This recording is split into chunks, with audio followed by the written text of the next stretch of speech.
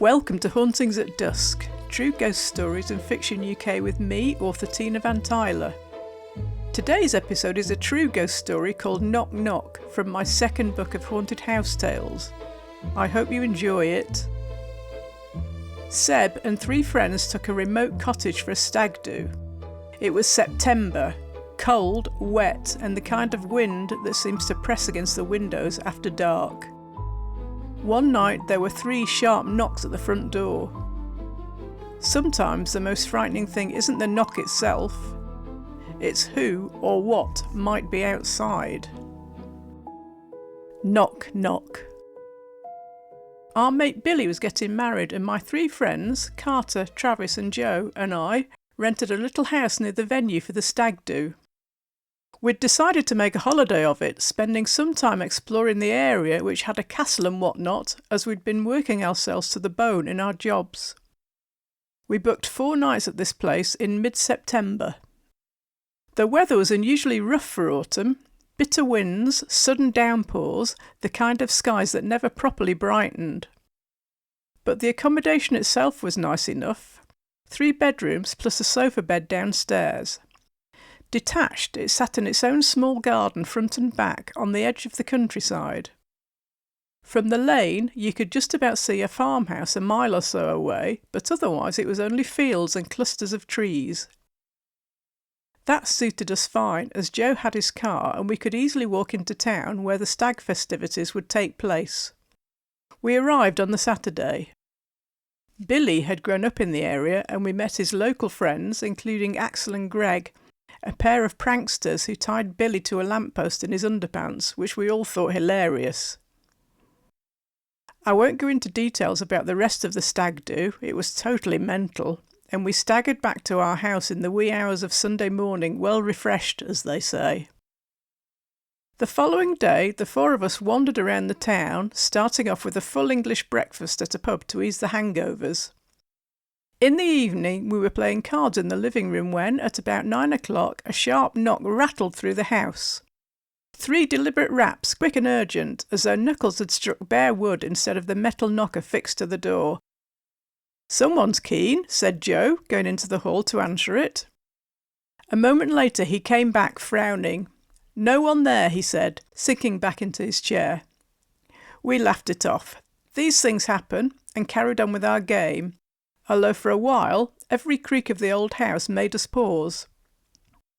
The next night, again at around 9 o'clock, pitch black outside as September evenings are, there came another knock. Louder, harder this time, impatient, as though whoever it was wanted our attention and was not about to give up.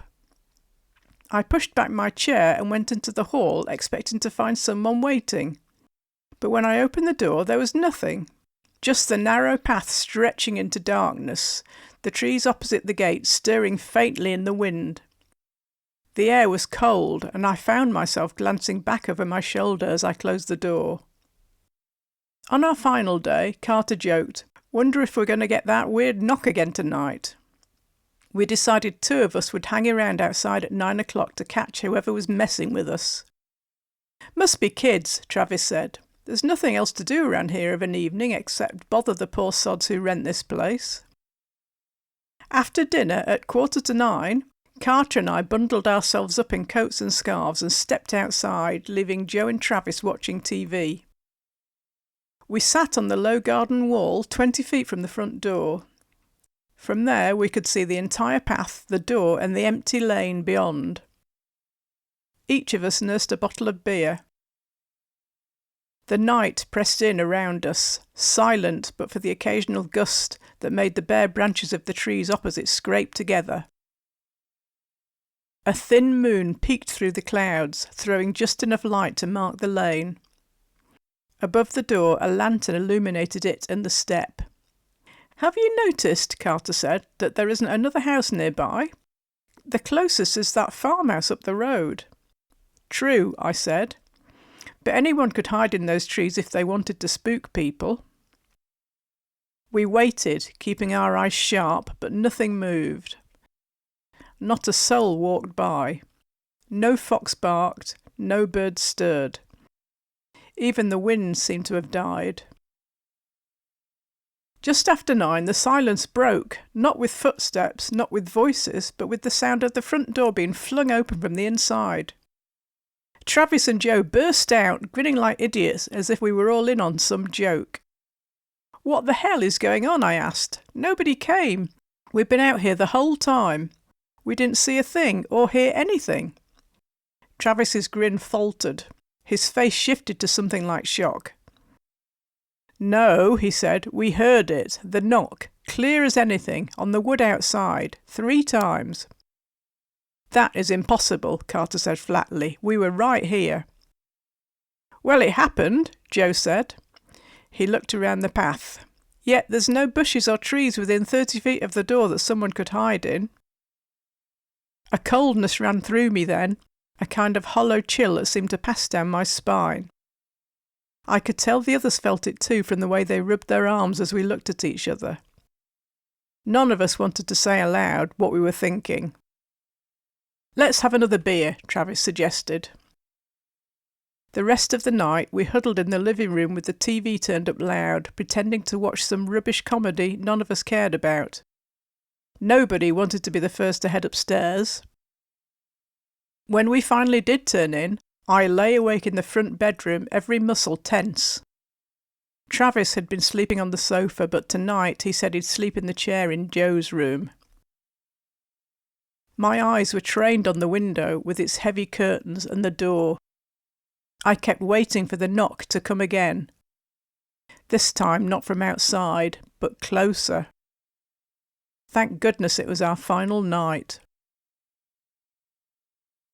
A few weeks later, I bumped into Axel in London by one of the teaching hospitals. He was hobbling on crutches, 1 foot in a boot, and we stopped for a chat, joking a bit about the stag do. "It was such a laugh all week," said Axel, "until I jumped off a bridge and wrecked my foot. Docs are talking about an operation." He gestured towards the hospital with 1 crutch, then said, suddenly serious, "How did you get on in the cottage?" I said it had been a fun stay, not sure whether to mention the knocks. "Look," he said, "I want to own up. I biked to the cottage on your first 2 evenings. Couldn't resist winding you up and knocking on the door. I ducked behind the house and nearly peed myself laughing, imagining the lot of you panicking." My relief lasted about 5 seconds until he continued. "It crossed my mind to do it the 3rd night, but I broke my foot that afternoon. I could hardly get to the loo, never mind climb on my bike. Anyway, I wouldn't have gone back. That 2nd night, while I crouched round the back after I'd knocked, I swear I wasn't alone.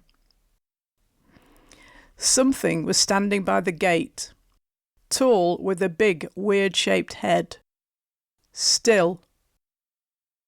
It didn't move, even when I ran to my bike. I told myself it was one of you messing, but nah. The thing felt disturbed somehow, menacing. Even if I hadn't smashed my foot, I'd have stayed away. I couldn't think what to say, and I heard myself jesting about his raps and reassuring him that our stay had been absolutely fine. So far, I haven't mentioned my conversation with Axel to the others. We all heard the first 2 sets of knocks. Fair enough, that had been Axel. Joe and Travis heard 3 deliberate knocks on the last day. Loud, demanding, wanting in. And if it wasn't Axel, then who or what had been at the door that night?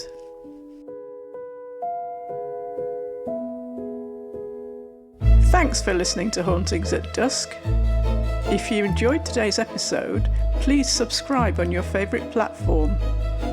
Join me again soon for another shiver-inducing supernatural story.